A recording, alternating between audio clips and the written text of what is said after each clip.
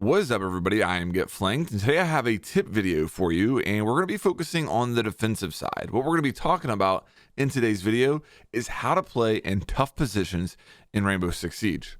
Now, this is one of the most important lessons you can learn in Siege, and what we're going to talk about in this video will straight up win you rounds. And it doesn't require you to do anything crazy like crazy aim or crazy mechanical skill.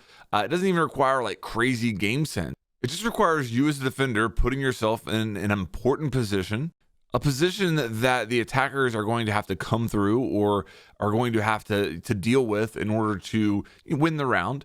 And then when you find yourself in that position, you have to really make the attackers earn it if they're going to kill you. And I think that's probably the most important part of this lesson. And we're going to break it down with gameplay clips and stuff in just a second. But I just want to emphasize, like, when you find yourself in these tough positions that we're going to talk about in this video, make sure that you are forcing the attackers to make good plays in order to kill you. Don't make yourself an easy kill. Don't panic. Don't do anything that is going to make life easier on the attackers. Just make them earn it. And they very well may. Sometimes you're going to find yourself in these positions and the attackers are going to make a good play and they're going to kill you and win the round. The important thing that I want you to take away from this video is that you have to force them to do that. Don't assume they're going to do that and make it easier on them. Force them to actually make that good play. To demonstrate exactly what I'm talking about, let's go ahead and hop into a gameplay clip now. We'll kind of break it down as it goes along here. But basically, I'm playing as Lesion. We're defending the cache servers objective on Clubhouse, and I'm going to play the Garage Rafters. This is a tough position. This is a position where you're almost guaranteed to get busy during the round. And if you give it up too early, if you give it up too easy, then the attacker's likelihood of winning that round skyrockets. Once they get Garage control, if they have enough time left in the round, they're going to win the round unless, you know, the attackers do something that's not very smart. So this is an important position and it's a tough position to play. It's always a position where you get a lot of pressure on you. So with that said, I'll shut up now. We'll go ahead and let this play for a little bit and then we'll pause it at the important parts.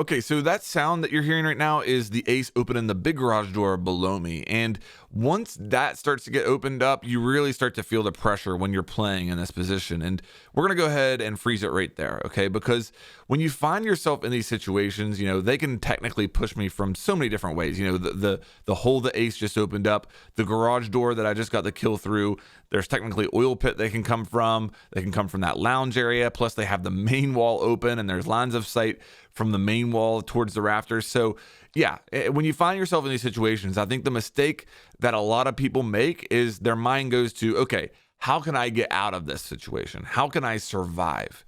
And there's a time and a place to flee. Don't get me wrong. There are going to be times when the better decision is to give up a position and let the attackers have it. But if I give the attackers garage control with 1:14 left in the round, they're probably going to win the round. And at this point, we as defenders still have all of our players alive. I think there might be one down there or one health, one or the other. But we still have the man advantage at least. And, you know, I need to just waste time. And that's where my mindset is right now. My mindset is not, how can I survive this round? My mindset is, how can I win this round? And although I'm in a tough position, my thought process right now is, what can I do to make life more difficult on them? And maybe how can I take one with me? You know, I think that's a great mindset to have in these situations is, hey, I'm going to die, but I'm going to take one or two with me. And I'm going to make it as difficult on them as possible. So when you find yourself in these tough situations, your mindset shouldn't be, how can I survive this round? Your mindset should be, how can I win this round? And you playing in a tough position and wasting time and maybe taking one or two attackers with you, it might be the most important thing you can do to win a round. I think that a lot of people, when they find themselves in these tough situations, their mind instantly goes to like how attackers can kill them and how attackers can make the perfect play to kill them. You know, maybe somebody throws a grenade up here and kills me. Okay. that's a good possibility, and I would probably die to it. But you got to force attackers to do that. The attackers are not going to make the perfect play every single time. And you will surprise yourself if you're patient and you put yourself in a position where you're forcing attackers to make that play, how often they fail to do so. Possible. 2 people construction. Narek is also coming from there. Workshop. This is confusing. Okay, he's got that. Narek on the wall.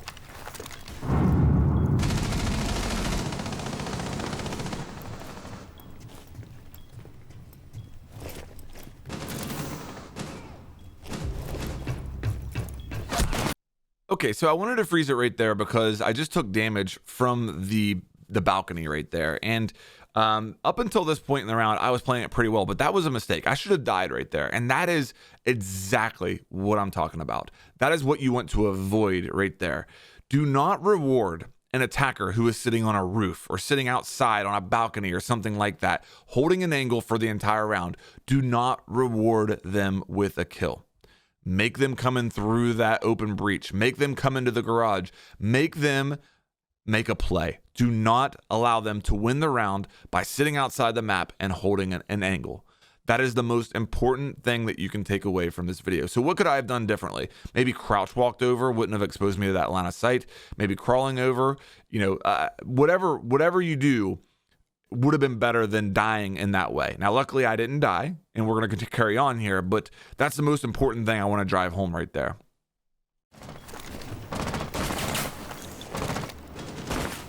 What? Nomad and Maverick, bro. I'm scared.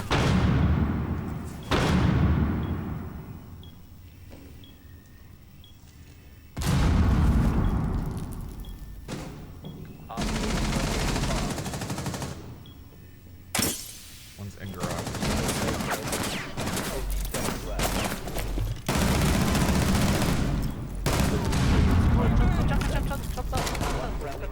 Jump down. Run away. Fast. Nice one, Yeah, bro. All right, so there you have it, and I won that round for the team. I didn't have to have crazy aim in order to do so. I didn't have to have any type of crazy game sense or anything. All I did was I was patient, and I found myself in a tough situation, and I forced the attackers to make a good play in order to get the kill. And the Ash couldn't do so there at the end. She had the diffuser, and I'm not saying that the attackers played that well either, but that's the whole point. The attackers are not going to play every round perfectly. And if you always assume that they're going to, you're going to end up making yourself an easy kill than what you need to be. Sometimes the best decision is just be patient, force the attackers to make that great play in order to win that round. And if they do so, great. You'll get them the next round. If they don't, okay, you won the round and you didn't have to do anything crazy in order to do so. All right, that's going to do it for the video. The big thing I really want to drive home is that when you find yourself in those tough positions, sometimes the best thing you can do for your team and to give yourself a chance to win the round is not to stay alive for the entire round. It's to waste time and make life difficult on the attackers. Sometimes that is more important than you surviving the entire round. And don't always assume that the attackers are going to make the perfect play. Force them to do so. And that's really it, guys. I hope you enjoyed this video. If you did, please make sure that you like and subscribe, and I'll have more coming your way here soon.